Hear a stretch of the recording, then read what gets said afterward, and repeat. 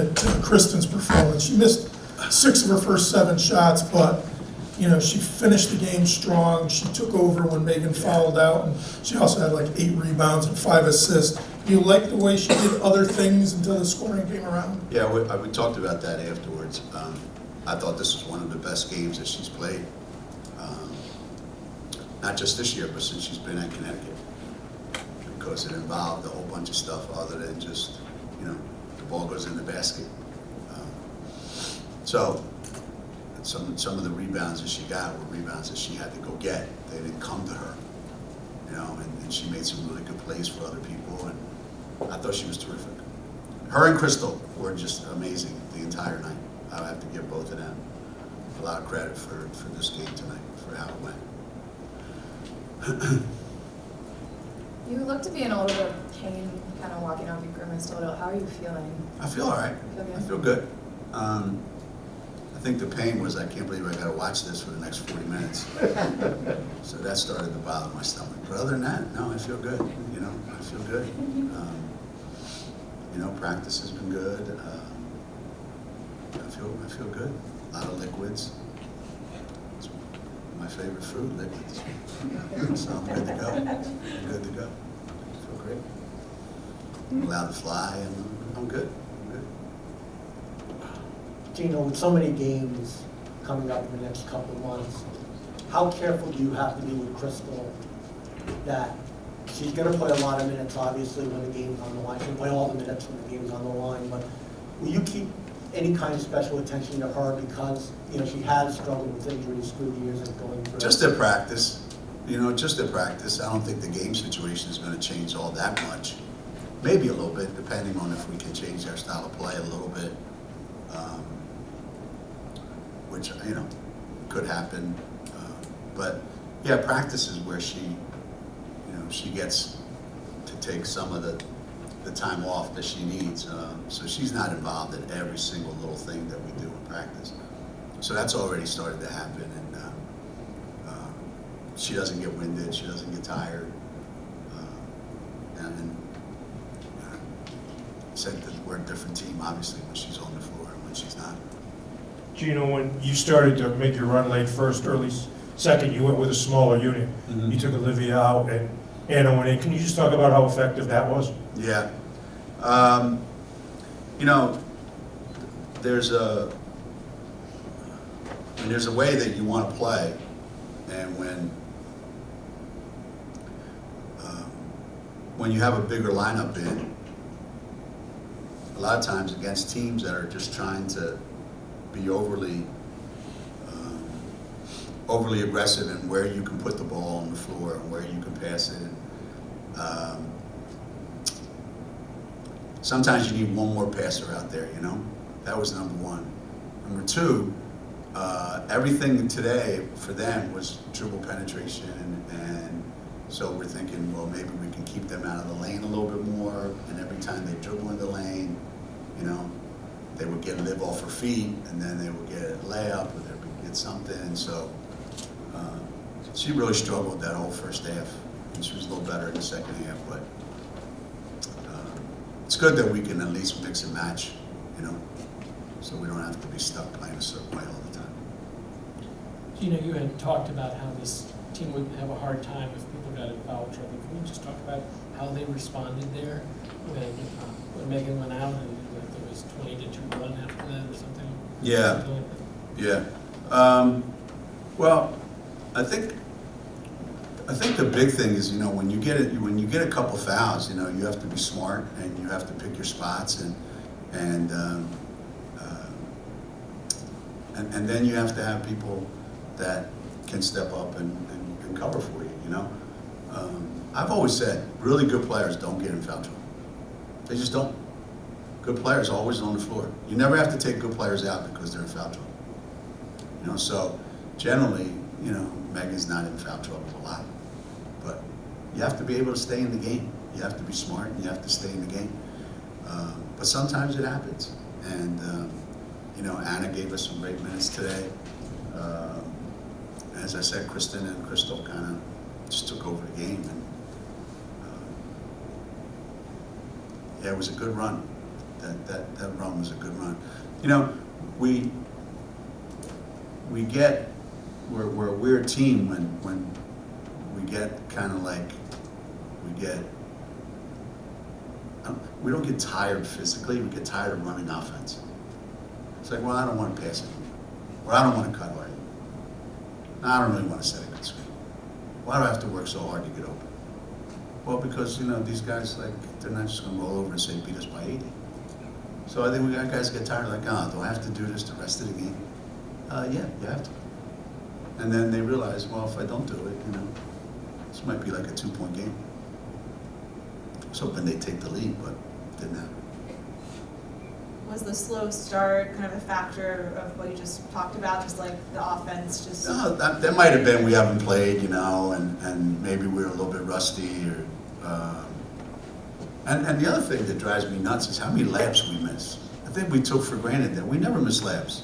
Fisa would catch the ball and it was automatic. Now we throw the ball in the lane, you like close your eyes and hope it goes in. It's dumb because we're getting like wide open laps. Sometimes there's a low contact, but you know, if you're a college player, you got to be able to finish with contact, you know? So we got to do a better job with that. And then, you know, some open shots that don't go in. Yeah. I mean, that happens. You know, I think everybody's just, probably us too, you know, you're used to game starts, we go on an 18-2 run, timeout, come out of timeout, and we're up 50-17. Where are we eating? It's not going to work that way. Stay in your seats. It could change any minute now. It seems like when Wichita got within 10, there was kind of a switch that got flipped and the team was able to push through it. And we've kind of seen that in the DePaul game, the Seton Hall game. Do you think there's more of a mental toughness with this team to deal with that type of adversity maybe than hasn't been there the last few years? Maybe. Well, if you keep putting yourself in that situation, then yeah, you're going to develop a certain resilience to it. You know, if you're never in that situation, and then when it does happen to you, you're not quite sure how to respond. But like I said, I got a feeling this team's going to be in that situation a lot. They already have been, and it's not going to get any easier as, you know, as the schedule wears on. Geno, what can you say about Megan? First quarter, you know, she was making shots when others weren't. She outscored Wichita by herself. So clearly, a strong start for her. Yeah, I mean, Meg goes in spurts, you know, like she had the first quarter, like she had, where she pretty much was her and Crystal were like one-man show that whole first half. Without the two of them, we would have got nothing accomplished. And then the third quarter, it's the same Meg. So, you know, right now we're just trying to build in some consistency there. But I mean, it's no secret, you know, when Megan's good, I mean, she's really, really, really good, like she was that whole first half, actually. You know, it's just a matter of, like it is with everybody else, you know, working constantly to try to put together 4 good halves. You know, one of the things that I was saying earlier today is for the players on our team that for the last couple of years, you know, have been like playing a certain role on our team. What it's taken a long time to understand is, you know who's guarding you now? All the guys that used to guard are really good players. So there's a reason why you were wide open a lot last year. Because 2 guys were guarding Fisa and 1.5 guys were guarding Lou. And whatever was left over was guarding you guys. Now the best defenders are guarding you guys. So you can't just keep doing the same stuff we did last year. So it's taken a while for them to go, Jesus, this isn't as easy this year to get open as it was last year. And, you know, that's a good learning experience. And just Avina, is that a recurrent issue, or you know, she had surgery obviously? Recurring? What do you mean? I mean, is that just a minor procedure to clean something up at the knee, or? Well, I mean, having been there, Nome's procedure's minor, but you know, she had a lot of issues at Tennessee. She's had a bad knee for a long time, and she's tried to play through it. And there was, you know, only one fix that we know, you know, and so Dr. Arciero went in and did what he does, and now it's just a wait and see, and hopefully, you know, in a couple months, he will be right back to normal. I hope. That's the plan anyway. You know, when you talk about people having to evolve into new roles, how important is it that Crystal is becoming a scorer for this team? She's always been a good facilitator, but it seems like you need her to score now. Yeah, you know, you always love to have point guards in general, that love to score and look to score every time they touch the ball. If you'll notice, this was the talk we had today, as a matter of fact. If you notice, Crystal's best games are when she's trying to score, when she's trying to be aggressive and look to shoot the ball.